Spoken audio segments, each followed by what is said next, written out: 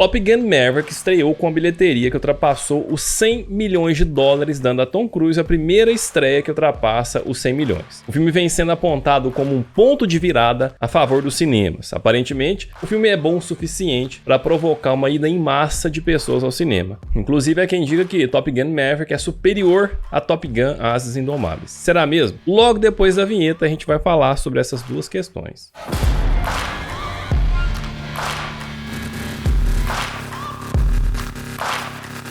Fala gente, Márcio aqui do Antessala Cinema e Vídeo, e hoje a gente continua falando do grande sucesso que é Top Gun Maverick. E para facilitar para você acompanhar o vídeo, eu já vou te adiantar os pontos que eu vou debater no vídeo de hoje, hein? A primeira coisa que a gente vai falar é sobre o desempenho de bilheteria do filme. O filme que já bateu mais de 500 milhões de dólares em bilheteria mundial, com pouco mais de 2 semanas de estreia, já se aproximou, já passou do ponto de equilíbrio que a gente comentou no último vídeo, né? Então chegando aí nos 304 milhões de dólares, o filme bate o ponto de equilíbrio para cobrir os gastos de publicidade e daí pra frente é só lucro. E o desempenho de Top Gun Maverick é tão bom que o filme vem sendo considerado, segundo o especialista financeiro norte-americano Scott Sheridan, um ponto de virada para os cinemas. Isso nos leva ao segundo ponto do vídeo de hoje, né? A que se deve esse desempenho todo? Afinal, Top Gun Maverick é melhor do que o filme original? Bora lá então falar desse desempenho de Top Gun Maverick nas bilheterias. O que significa isso que foi chamado de ponto de virada? Bom, segundo o Scott, uma família de 4 pessoas lá nos Estados Unidos gasta para ir ao cinema, considerando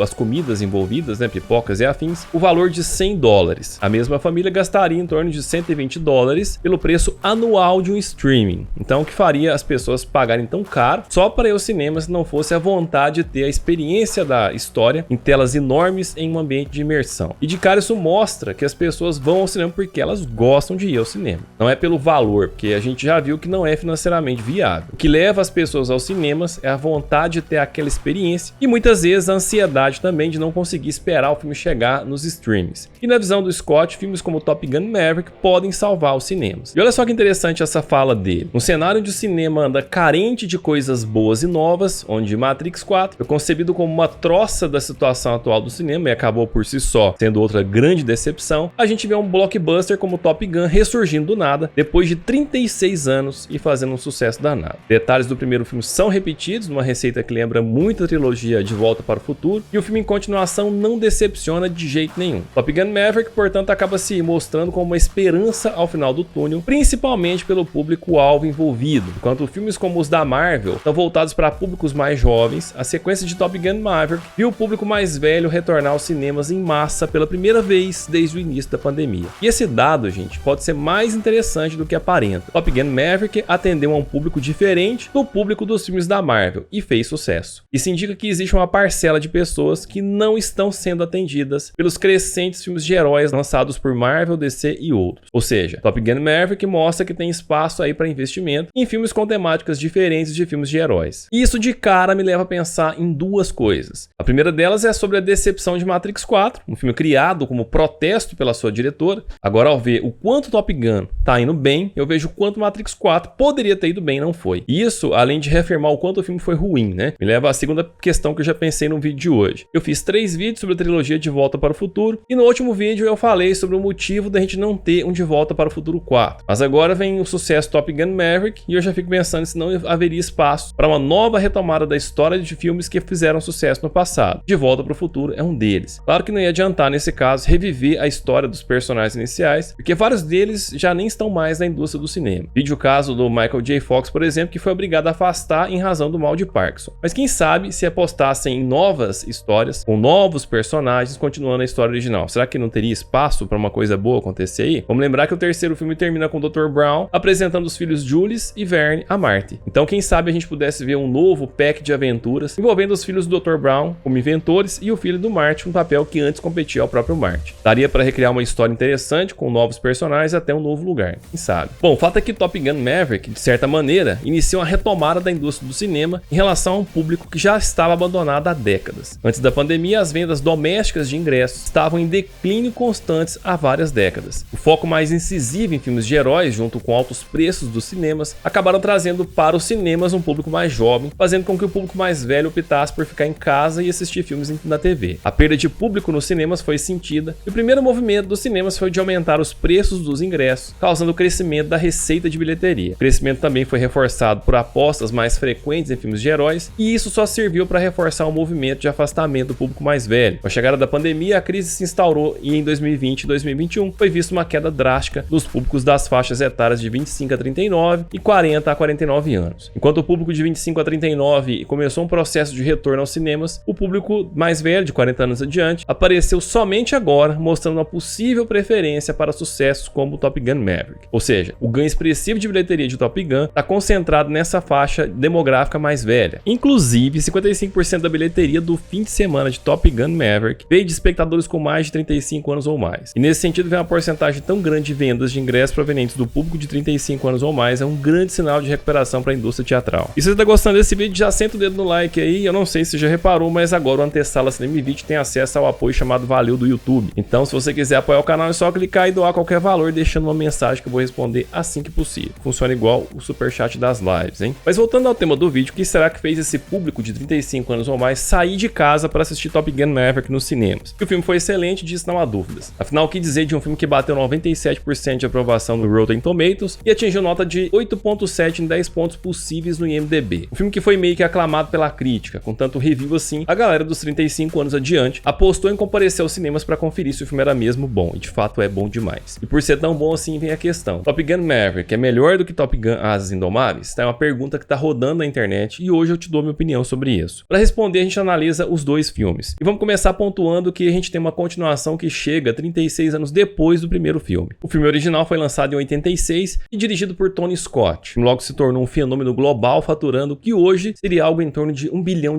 em bilheteria. A sequência ficou a cargo de Joseph Kosinski, já que Tony Scott faleceu em 2012. E pelo que eu vi, Kosinski partiu dos fundamentos dos principais personagens criados no primeiro filme para continuar a história, porém agora de uma maneira um pouco mais imersiva e inspiradora. Maverick aparece como um piloto mais velho, mais sábio, embora ainda arrogante. Ele enfrenta a difícil tarefa de treinar a próxima geração de pilotos de caça enquanto luta para continuar pilotando. À medida que a sua carreira está chegando ao fim, o Maverick deve enfrentar o seu passado assombrado, bem como seu futuro incerto, que é uma jornada muito diferente da que ele fez no primeiro filme. E a gente vai lembrar que o primeiro filme mostra a história de um jovem em ascensão. Agora a gente tem a segunda parte dessa história, a gente vai ver o que aconteceu com aquele jovem em ascensão que terminou o primeiro filme de uma maneira formidável. E nesse sentido, Top Gun Maverick encontra uma forma de homenagear o filme original de várias maneiras que acabam por compensar a longa espera de 36 anos pela continuação. O filme fundamentado no filme original recria a emoção que a gente teve ao assistir Top Gun Asas Indomáveis, mas será que esse filme novo é melhor do que o original? Para conseguir te dar uma resposta a essa pergunta, eu tenho que analisar também o que está diferente entre os dois filmes. E nesse caso a gente tem que pensar que são 36 anos de diferença entre os dois. Então, de cara, muita coisa mudou entre um filme e outro. E eu não tô falando só de elenco, personagens e arcos históricos. O filme também retrata bem as diversas mudanças ocorridas em cenários de aeronaves, conflitos militares e até mudanças geracionais. Além da atualização de aeronaves, contando com os caças de quinta geração da Marinha dos Estados Unidos, a gente tem também a questão da tecnologia furtiva e o advento da guerra de drones. De uma maneira inteligente, o filme é atualizado e mostra que pilotos e aviões,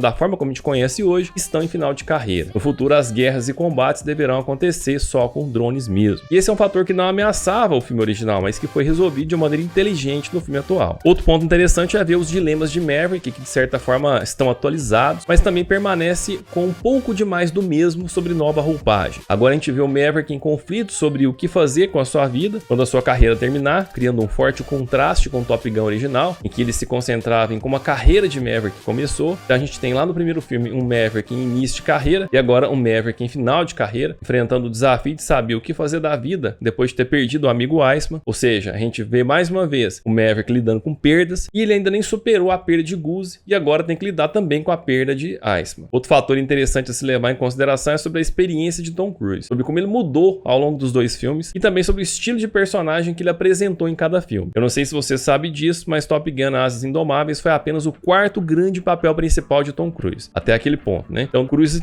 tinha se mostrado promissor, mas não era exatamente o protagonista que ele se tornou ao longo de décadas de trabalho, e dito isso, Top Gun Asas Indomáveis permitiu que Cruise mostrasse seu charme arrogante arrogante, uma intensidade emocional que mais tarde se transformaria em algo maior ao longo da sua carreira. Agora em Top Gun Maverick, o personagem ainda tem o seu charme diabólico e espírito rebelde, mas é um personagem mais velho, mais experiente, até com uma certa humildade e uma relutância que não existiam antes. Dessa forma, Top Gun Maverick mostra Cruise em um nível mais refinado e maduro de atuação versus a sua performance crua e direta do filme original. Ou seja, a gente vê aqui uma evolução grande no estilo de atuação de Cruise. E essa diferença de experiência é refletida na apresentação de um Maverick mais adulto, mais responsável, que agora se vê diante da necessidade de inspirar os jovens que estão no lugar onde ele já esteve. E esse desafio é uma das coisas que eu mais gostei no filme. Quando o Maverick se apresenta, ninguém sabe direito quem ele é. Todo mundo conhece o Ice, mas os alunos não sabem mesmo muito direito assim quem é o Maverick, né? E eles claramente veem o Maverick como um tipo de elo perdido, um quase idoso que já não tem nada para ensinar. No entanto, quando o Maverick desafia eles e os derruba um a um no exercício inicial, eles se dão conta de que ele não é quem eles pensavam. Quando ele cumpre a missão em um tempo bem inferior ao que deu para os seus alunos no simulado, fica claro que ninguém ali tá no nível dele. E de fato ele é um cara que combinou a audácia da juventude com a experiência da vida. E o Cruise consegue retratar o Maverick de uma maneira muito heróica, mas sem perder aquele tom ousado que ele teve no primeiro filme. Outro ponto a se comparar é sobre o estilo de filmagem dos aviões em um filme e no outro, como isso impacta na experiência do filme. No filme original, o diretor Tony Scott revolucionou a maneira como a fotografia aérea era feita. As cenas de voo em Top Gun de 1986 voltaram com o auxílio da Marinha dos Estados Unidos para filmar aviões reais fazendo acrobacias reais, em vez de tentar fazer com truques de câmeras, modelos ou CGI. O resultado foi diferente de tudo que já foi visto antes. Filmado e editado no estilo rock and roll, o Scott enfatizava cortes rápidos, ação rápida e um design de som rigoroso que deu ao filme uma energia poderosa. O diretor Joseph Kosinski adota uma abordagem semelhante com Top Gun Maverick, trabalhando em uma estreita colaboração com a Marinha dos Estados Unidos para filmar o máximo possível com atores reais nos aviões reais. O resultado é uma maravilha técnica que é metódica e engenhosa, embora não tão bombástica quanto o filme de Scott. Ambos os filmes são eficazes no departamento de ação, mas o estilo muda um pouco de um para o outro. O Top Gun original tem a vantagem cinética, enquanto o Top Gun Maverick tem a vantagem da alta tecnologia, criando dois filmes distintos, porém continuados um do outro e recíprocos. Outro ponto interessante a se comparar entre os dois filmes é sobre o soundtrack, ou seja, as músicas do filme. Top Gun Asas Indomáveis veio fortemente embalado pela música Danger Zone de Ken Loggins. Outros sucessos como Take My Breath Away de Berlim, que ganhou o Oscar de melhor canção, e o icônico tema de Top Gun do compositor Harold Faltermeyer ajudaram a criar o cenário do filme original. A trilha sonora do filme original é quase impossível de ser superada. Já Top Gun Maverick não é tão ambicioso no departamento de músicas. O filme apresenta apenas duas músicas novas, incluindo Hold My Hand, de Lady Gaga, e I Ain't Worried, de One Republic. A sequência, portanto, não é bem a potência de sucessos que Top Gun é, mas também é um filme um pouco mais adulto, tanto em estilo quanto em tom. Então faz sentido que não tenha a mesma energia de intensidade que o primeiro filme. O próprio contexto político entre os dois filmes justifica a mudança no tom sonoro. E feitas essas comparações, vem a pergunta: Top Gun Maverick é melhor que Top Gun Asas Indomáveis? O que eu posso dizer é que Top Gun Maverick é aquela sequência rara que cumpre o prometido, ao mesmo tempo que leva a história em novas direções que condizem com a progressão natural da história e dos personagens estabelecidos no Top Gun original. Ou seja, a gente consegue ver a continuação da história com uma evolução normal da vida dos personagens. Em um nível técnico, Top Gun Maverick vai além do original. O filme mostra os atores atuando dentro da aeronave para algumas sequências técnicas emocionantes e puxa um peso emocional real, enquanto Maverick confronta o futuro e a sua própria mortalidade. E nesse ponto a gente chega num critério meio dividido. Se a gente comparar pelo estilo de direção de Tony Scott com as suas cenas curtas e cheias de ação, se a gente considerar a trilha sonora dos dois filmes e se considerar o elenco dos dois filmes, eu diria que o primeiro filme leva vantagem. Por outro lado, quando a gente analisa o Top Gun Maverick, a gente vai concluir que Kosinski e Cruise criaram uma continuação que não apenas se sustenta por si só, mas também dá peso e significado adicionais aos eventos do Top Gun original, gente. Com base na culpa contínua de Maverick, como essa culpa se encaixa com a animosidade e subsequente medos de Rooster, a sequência transforma a morte de Goose em Top Gun de um incidente definidor do personagem em um pilar definidor do universo cinematográfico. O Kosinski conecta isso através da linha com momentos sutis. E nesses momentos, em lugar de diálogos pesados, a gente vê um talentoso elenco de atores que demonstra sentimentos cabíveis de forma implícita e sutil. O filme fica leve e passa a mensagem emocional pretendida. Outro fator interessante é sobre a justiça que é feita ao personagem Maverick. Nesse filme, Cruise injeta novas camadas no seu icônico piloto arrogante, criando um arco pro personagem que é sem dúvida mais fiel a Maverick do que onde Top Gun o deixou. Afinal, o primeiro filme passa a imagem de um piloto jovem, audacioso, um tanto irresponsável, que pode ter sido responsável pela morte do seu companheiro de voo. No final, o estilo diferente dele salva o dia, mas ele ainda não é reconhecido como melhor. A sequência, no entanto, nos traz um herói mais velho, mas que continua tão capaz, se não mais, que a sua versão jovem. A fraqueza do Maverick nessa rodada não é um desejo imprudente de ser visto como melhor ou arrogância em face da autoridade. Em vez disso, ele é confrontado por uma vida de escolhas e evitações deixaram ele sem nada além do amor por voar. Ele agora tem que desacelerar e abraçar sua própria vulnerabilidade. Embora Tony Scott tenha revolucionado em 86 com suas tomadas rápidas e curtas, dando dinamismo, a evolução da tecnologia ajudou a dar mais realismo ao filme. Então, dito tudo isso, na minha opinião, não vou dizer que Top Gun Maverick seja capaz de substituir o filme original. No entanto, com certeza é o caso raro da continuação e ainda melhor do que o filme original, pois além de trazer uma sequência bem contada dos fatos, uma história de amadurecimento do personagem principal, consegue também trazer detalhes que aprofundam a história do filme original. Depois de assistir Top Gun Maverick, é como se você tivesse aquele momento eureka em que você diz,